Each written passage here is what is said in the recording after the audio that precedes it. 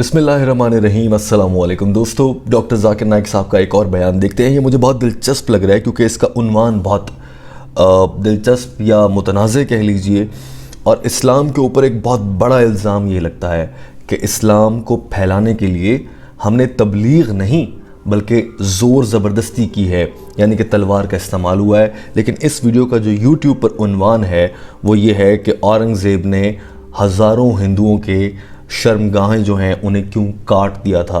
बहुत अजीब बात लग रही है। बाज़ औक़ात ये क्लिक बेट के लिए भी ऐसी चीज़ें कर दी जाती हैं, लेकिन हम देखते हैं कि इसके अंदर से इस वीडियो में हमारे लिए क्या है। आइए देखते हैं। जी हाँ, मैं सब पूछिए। मेरा नाम BS गुप्ता, मैं एक एडवोकेट हूँ। दो कम्युनिटीज जो भारत में रहती हैं, जी, दो कम्युनिटीज जो भारत में रहती हैं, मेजॉरिटी कम्युनिटी 80% जिसको कहते हैं हिंदूस और 20% मुस्लिम्स, उनके बीच में गलत या सही ये भावना है कि इस्लाम जो फैला था वो तलवार के जोर से फैला था। हिस्टोरिकल फैक्ट है या ये मिथ है कह नहीं सकते, लेकिन क्या ये सच है कि 3000 से 6000 तक हिंदू मंदिरों को गिरा के मस्जिद में बदला गया? क्या ये सच है कि स्पेशली औरंगजेब के वक्त में हजारों लाखों हिंदुओं को ज़बरदस्ती उनके जनेऊ काट के उनको मजबूर किया गया कि वो मुसलमान बने? नंबर 2, जो कि आज के समय के अनुसार एक सवाल मैं पूछ रहा हूँ, हिंदुओं पर हिंदू मैरिज एक्ट लागू है जिसकी परिभाषा में सिवाय क्रिश्चियंस और मुस्लिम्स को छोड़ के बुद्ध, जैन को, सिखों को, सबको शामिल किया गया है। क्या मुसलमानों का ये कहना नहीं बनता कि आप सबको शामिल करते हैं हिंदू मैरिज एक्ट में, इसका नाम बदल के एक ऐसा एक्ट बनाया जाए जो सब पे लागू हो, या इसके अल्टरनेटिवली एक यूनिफॉर्म सिविल कोड जो दोनों धर्मों के अच्छे टेनेट्स को शामिल करे उसको लागू किया जाए। एक चीज़ मैं ये समझता हूँ कि मुस्लिम लॉ में जो विल है जिसके अंदर ये लिखा है कि 1/3 से ज़्यादा कोई विल नहीं कर सकेगा, इसका मैं इनकॉर्पोरेशन अगर यूनिफॉर्म सिविल कोड बनता है तो मैं चाहूँगा कि वो हिंदुओं पे भी लागू हो। ये नहीं है कि हिंदू मैरिज एक्ट को अगर इंडियन मैरिज एक्ट में बदला जाए तो मुसलमानों पे लागू हो और हिंदुओं पे कोई चीज़ ना आए। मुझे इस्लाम में ये चीज़ बहुत अच्छी लगी। ऐसे ही कोई यूनिफॉर्म सिविल कोड के लिए ये मुस्लिम आगे क्यों नहीं आ रहे, इसकी वजह मुझे बताइए। भाई साहब ने 3 सवाल पूछे एक सवाल में। पहला सवाल कि हिस्ट्री से पता चलता है कि इस्लाम तलवार के जोर पे फैला कि नहीं, लेकिन ये मुझसे पूछ रहे क्या ये हकीकत नहीं है कि 3000 से ज़्यादा मंदिरें गिराई गई थी और मस्जिद बनाए गए और बहुत से लोगों का कत्ल किया गया? ये बिल्कुल गलत है, अफवाह है। ये मैं कह सकता हूँ कि कुछ मंदिरें शायद गिराई गई होंगी, इससे मैंने कहा तो एक भी मंदिर नहीं गिराई गई। हो सकता है कि कुछ मुसलमान अपने आप को जो मुसलमान कहते हैं उनने आके कुछ मंदिरों को गिराया होगा और मस्जिद बनाया होगा, हो सकता है। लेकिन ये कहना कि 3000 से 6000 मंदिर गिराए गए, ये बिल्कुल अफवाह है, बिल्कुल गलत है, बेबुनियाद है, बिल्कुल बेबुनियाद है। कुछ मुसलमान राजाओं ने गलत काम किए होंगे, उससे आप इस्लाम को दोषी नहीं ठहरा सकते। अगर हिटलर ने 60 लाख यहूदी को जिंदा जलाया तो मैं कह सकता हूं कि क्रिश्चियनिटी खराब है? बिल्कुल बेबुनियाद है, वो हिटलर ने किया। बाइबल में तो ही लिखा है जलाना चाहिए। इसी तरीके से ये खाली अफवाह है। कुछ मंदिरों को शायद गिराया गया होगा, मैं ये नहीं कहता कि नहीं गिराया गया, लेकिन उसको छोटी चीज को लेके उछाला जाता है मीडिया में और किताबें लिखी जाती है। आप देखो टीपू सुल्तान के खिलाफ आ गए। आज भी आप जाएंगे मैसूर के अंदर, उसके आजू बाजू आप देखेंगे तो टीपू सुल्तान के जो आंगन के अंदर है उसके अंदर मंदिर है। अगर आप ये कहते सच है कि 3000 से 6000 मंदिर को गिराया गया था तो आप कैसा जिंदा बचे? आप कह रहे थे हजारों लोगों को कत्ल किया गया, आप कैसे जिंदा बचे? आप जिंदा बचे ये शहादत दे रहा है कि मुसलमान तलवार के जोर पे नहीं फैला। अगर ये सच होता था आपने कहा हजारों लोग का कत्ल किया, कुछ लोग का शायद कत्ल किया है। देखो, हर मजहब में there are black sheeps in every community. कुछ लोग हर मजहब में खराब निकलते हैं, वो मजहब की गलती नहीं, वो मजहब के मानने वाले की। क्रिश्चियन में आपको कुछ खराब लोग मिलेंगे, मुसलमान में मिलेंगे, हिंदू में मिलेंगे। अभी आप देखेंगे हिंदुस्तान के मुसलमान, कुछ लोग ड्रग में डील करते, ड्रग में धंधा करते। ड्रग तो हराम है इस्लाम में, करते, तो उनको दोष देना चाहिए, इस्लाम को नहीं। इसी तरीके से आप जो कह रहे हजारों लोगों का कत्ल किया, ये बिल्कुल बेबुनियाद चीज है। कुछ लोग का शायद किया होगा, और ये ही सबूत है। मैंने मेरी तकरीर में कहा कि 80% से ज्यादा गैर मुस्लिम हिंदुस्तान में हैं।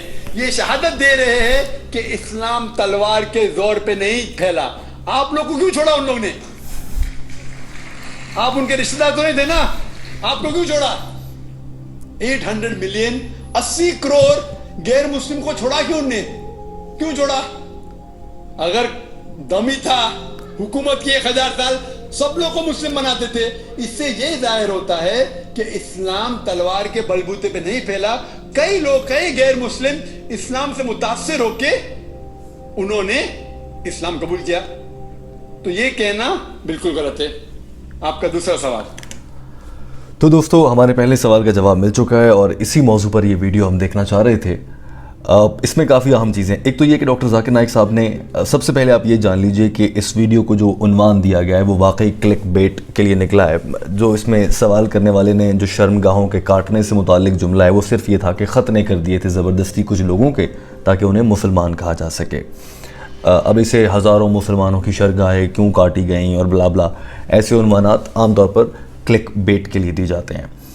डॉक्टर जाकिर नाइक साहब ने उन लोगों को जिन्होंने मंदिर गिराए, उन्होंने तो इनकार किया कि 3000 मंदिर गिरा दिए और ऐसा कर दिया वैसा कर दिया, ऐसा कुछ भी नहीं है। और जिन लोगों ने ये काम किया है उन्हें डॉक्टर जाकिर नाइक ने काली भेड़ें कहा है।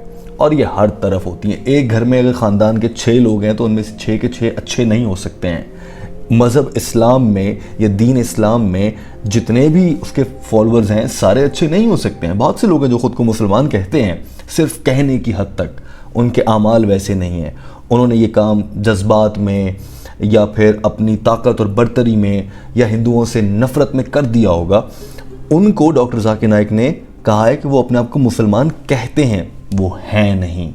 लिहाजा वो मुसलमान जो दूसरों की इबादत गाहों को गिराते हैं या उनके खुदा को बुरा भला कहते हैं, वो मेरे ख़्याल से और शरई लिहाज से भी वो अच्छा काम नहीं है। लिहाजा कभी आपको कोई कहे आओ ऐसी तहरीक है, फ़लाँ मोहल्ले में मंदिर है उसको गिरा दो, या गैर मुस्लिम है उसको खुदा न खास्ता कहे कि कत्ल कर दिया जाए, ऐसी किसी बात में खुदा के लिए मत आइए।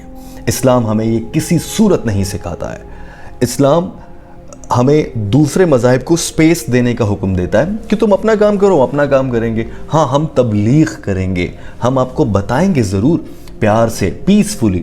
जैसे डॉक्टर साहब तबलीग कर रहे हैं। कभी डॉक्टर साहब को गुस्सा करते या किसी पर चीखते चलाते देखा आपने? वो तबलीग कर रहे हैं पीसफुली। एक बात।